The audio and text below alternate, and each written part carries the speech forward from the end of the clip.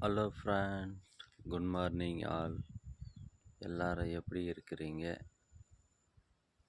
இப்பொழுது அதுதான் ஒரு பிரச்சனை என்னென்னா, இங்கே ரொமானியாவில் வெயிலின் தாக்கம் அதிகமாக இருக்குது.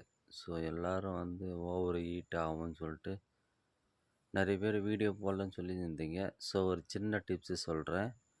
ஸோ நீங்கள் வெந்தயம் உங்கள் ரூமில் இருந்தாலோ உங்கள் வீட்டில் இருந்தாலோ அதை நைட்டில் தண்ணியில் ஊற வச்சுட்டு காலையில் அந்த தண்ணியை அதையும் சாப்பிட்டிங்கன்னா உங்களுடைய ஹீட்டு கண்ட்ரோலில் இருக்கும்.